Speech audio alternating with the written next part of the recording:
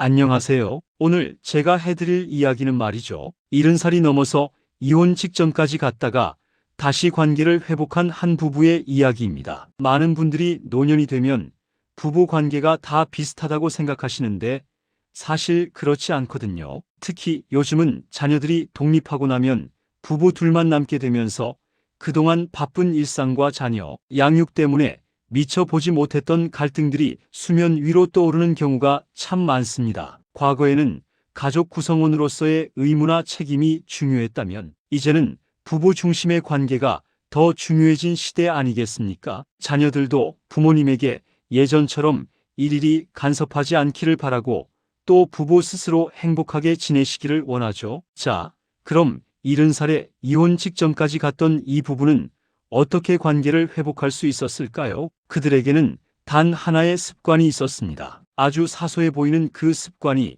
이 부부의 삶을 완전히 바꿔놓았죠. 이 부부의 이야기는 사실 꽤나 흔한 이야기일지도 모릅니다. 남편은 평생 바깥에서 일하며 가족을 부양했고 아내는 집에서 살림을 도맡아 했죠. 자녀들을 다 키워 독립시키고 나니 어느새 두 사람 모두 이른 줄에 접어들었습니다. 그런데 이상하게도 아이들이 떠나고 나자 집안에는 정적만 흐를 뿐이었습니다. 부부는 서로에게 할 말이 없었던 걸까요? 아니면 너무 오랫동안 함께해서 더 이상 특별한 대화가 필요 없다고 생각했던 걸까요? 서로에게 상처 주는 말만 오갈 뿐 따뜻한 말 한마디 건네기 어려웠다고 합니다. 아내는 남편이 자신을 더 이상 사랑하지 않는다고 느꼈고 남편은 아내가 왜 그렇게 불평불만이 많은지 이해할 수 없었죠. 그렇게 서서히 관계는 금이 가기 시작했고 급기야는 이혼이라는 단어까지 입 밖으로 나오게 된 겁니다. 물론 이혼이라는 결정이 쉽지는 않았을 겁니다. 평생을 함께한 세월이 얼만데 말이죠. 젊은 시절의 열정은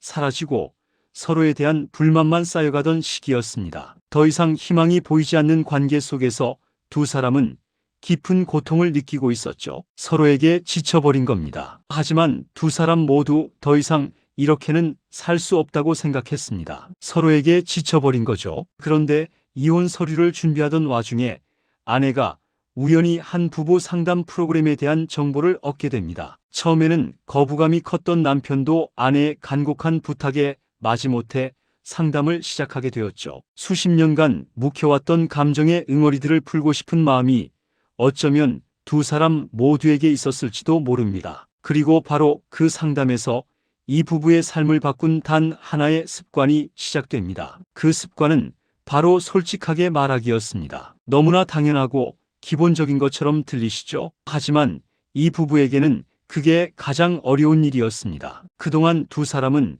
서로에게 원하는 것을 직접적으로 표현하는 대신 빙빙 돌려 말하거나 아예 입을 다물어 버리는 경우가 많았거든요. 자신의 감정을 드러내는 것이 약점이라고 생각했거나 상대방이 알아서 자신의 마음을 헤아려 주기를 바랐던 것인지도 모릅니다. 상담사는 부부에게 각자 배우자에게 원하는 것을 숨기지 말고 직접적으로 표현해 보라고 조언했습니다. 예를 들어 나는 당신이 이러이러하게 해주길 바랐어 라거나 당신이 이렇게 행동할 때 내 마음이 이랬어와 같이 자신의 감정과 기대를 솔직하게 전달하는 연습을 시킨 거죠. 처음에는 어색하고 부끄러웠습니다. 수십 년 만에 처음으로 서로에게 자신의 속마음을 그대로 드러내는 것이 쉽지 않았으니까요. 하지만 두 사람은 용기를 내서 서로에게 그동안 쌓였던 이야기들, 서운했던 점들, 그리고 바랐던 것들을 조심스럽게 꺼내놓기 시작했습니다. 대화가 시작되자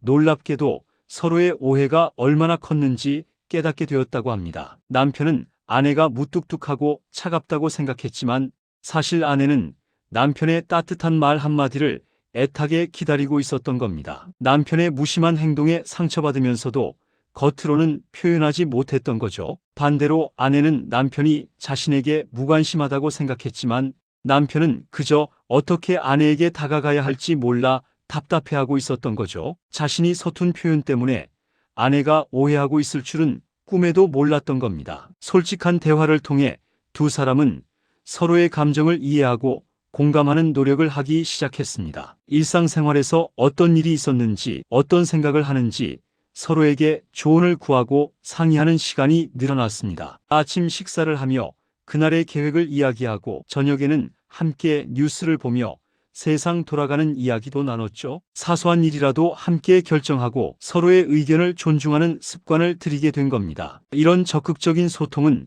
두 사람 사이의 벽을 허물어뜨리는데 결정적인 역할을 했습니다. 마치 굳게 닫혔던 마음의 문이 조금씩 열리는 듯한 기분이었을 겁니다. 물론 솔직한 대화만으로 모든 문제가 해결된 것은 아닙니다. 솔직한 대화는 관계 개선의 시작이었을 뿐이죠. 그 다음 단계로 이 부부가 집중했던 것은 바로 친밀감 회복이었습니다. 어색하겠지만 두 사람은 다시 스킨십을 늘려보려 노력했습니다. 예전에는 당연했던 손잡기, 어깨 주무르기 같은 가벼운 스킨십부터 다시 시작했죠. 아침에 눈을 뜨면 서로의 얼굴을 마주보고 가볍게 인사를 건네고 외출할 때나 집에 돌아왔을 때 포옹을 나누는 등 작은 행동들이 쌓여갔습니다. 따뜻한 포옹을 나누고 서로의 어깨를 토닥이는 것만으로도 멀어졌던 마음의 거리가 조금씩 가까워지는 것을 느꼈다고 합니다. 단순히 성적인 부분만을 이야기하는 것이 아니라 서로에게 정서적인 친밀감을 느끼는 것이 중요했죠. 서로의 존재를 느끼고 따뜻한 온기를 나누는 것만으로도 큰 위안이 되었습니다. 가끔은 로맨틱한 분위기를 조성해 보기도 했습니다. 함께 음악을 들으며 차 한 잔을 마시거나 좋아하는 향초를 켜고 마주 앉아 이야기를 나누는 시간도 가졌습니다. 젊은 시절의 데이트처럼 설렘을 느끼지는 못했지만 서로에게 집중하고 함께 시간을 보내는 것 자체가 소중한 경험이었습니다. 이런 작은 시도들이 관계에 활력을 불어넣어 주었습니다. 때로는 색다른 체위를 시도하거나 여행을 가서 환경 변화를 주는 것도 관계에 신선한 재미를 주었다고 하네요. 그리고 두 사람은 각자의 행복에도 집중하기 시작했습니다. 그동안은 자녀들을 위해, 가정을 위해 자신을 희생하며 살아왔다고 생각했지만 이제는 자신들의 삶을 되찾아야 할 때라고 생각한 거죠. 아내는 예전부터 배우고 싶었던 그림을 배우기 시작했고 남편은 그동안 미뤄왔던 등산 동호회에 가입했습니다. 명상이나 요가를 통해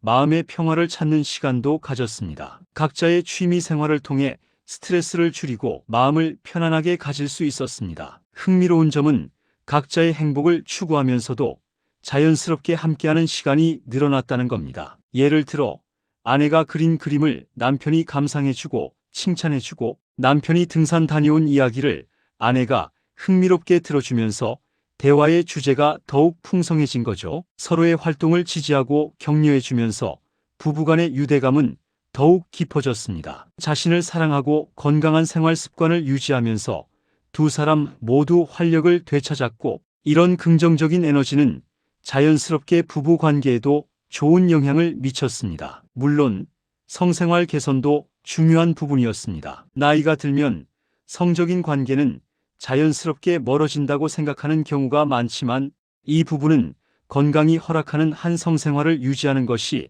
친밀감과 삶의 만족도를 높이는 데 도움이 된다는 사실을 깨달았습니다. 서로의 몸을 아껴주고 존중하면서 새로운 방식들을 시도해 보기도 했죠. 부부 상담을 통해 질 건강 관리나 윤활제 사용 같은 실질적인 조언도 얻을 수 있었고 이는 두 사람 모두에게 긍정적인 경험이 되었습니다. 70대에도 규칙적인 성생활이 건강 유지에 도움이 된다는 의견도 많으니까요. 중요한 건 서로의 감정을 존중하고 함께 노력하는 겁니다. 성에 대한 솔직한 대화는 어쩌면 다른 어떤 대화보다도 두 사람의 관계를 더욱 깊게 만들었을지도 모릅니다. 이 부부가 관계 개선 과정에서 특히 주의했던 점은 자녀 문제에 대한 간섭을 줄이고 부부 스스로 문제를 해결하려 노력했다는 겁니다. 예전에는 부부 싸움을 하면 자녀들에게 하소연하거나 자녀들을 통해 배우자에게 메시지를 전달하는 경우가 많았다고 합니다. 이는 자녀들에게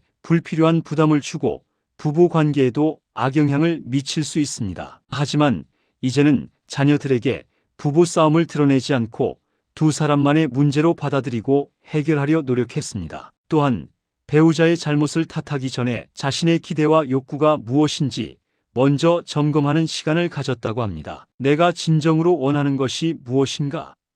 내가 배우자에게 바라는 것이 너무 과한 것은 아닌가? 하고 스스로에게 질문을 던져보는 거죠. 이런 자기 성찰이 관계 개선에 큰 도움이 되었다고 합니다. 불필요한 비난보다는 문제의 본질을 파악하고 해결책을 찾는 데 집중하게 된 겁니다. 그리고 아주 중요한 추가 조언 하나가 있습니다. 바로 감사 표현입니다. 두 사람은 서로에게 고맙다는 표현을 자주 하기 시작했습니다. 사소한 일이라도 진심을 담아 고맙다고 말하고 긍정적인 대화를 통해 관계를 개선해 나갔습니다. 여보, 오늘 저녁 식사 정말 맛있었어. 고마워. 당신 덕분에 오늘 하루가 즐거웠어. 고마워. 이렇게 말이죠. 처음에는 어색하고 낯설었지만 점차 서로에게 감사함을 표현하는 것이 자연스러워졌고, 이는 두 사람의 관계를 더욱 돈독하게 만들었습니다. 서로에게 감사함을 표현하는 순간 상대방의 좋은 점이 더 잘 보이고 사랑하는 마음도 더욱 커지는 걸 느꼈다고 합니다. 이 작은 습관 하나가 얼마나 큰 변화를 가져올 수 있는지 이 부부가 직접 보여준 것이죠. 고맙다는 말은 관계의 윤활유와 같아서 서로를 더욱 부드럽고 따뜻하게 이어주는 힘이 있습니다. 함께 은퇴 후의 삶을 계획하고 새로운 활동을 함께하는 것도 좋습니다. 서로의 존재를 감사히 여기며 함께하는 삶은 분명 더욱 풍요로워질 것입니다. 이처럼 70살에 이혼 직전까지 갔던 이 부부는 솔직한 대화라는 단 하나의 습관을 통해 관계를 회복했습니다. 그 솔직한 대화는 친밀감 회복, 각자의 행복 추구, 성생활 개선, 그리고 감사 표현으로 이어지며 두 사람의 노년 생활을 완전히 바꿔놓았죠. 오늘부터라도 여러분의 부부 관계에도 이 부부의 작은 습관을 적용해 보시는 건 어떨까요? 분명 여러분의 노년 부부 관계도 오늘부터 달라질 수 있을 겁니다. 서로를 이해하고 존중하며 사랑하는 마음이 가득한 노년을 보내시기를 진심으로 바랍니다. 감사합니다.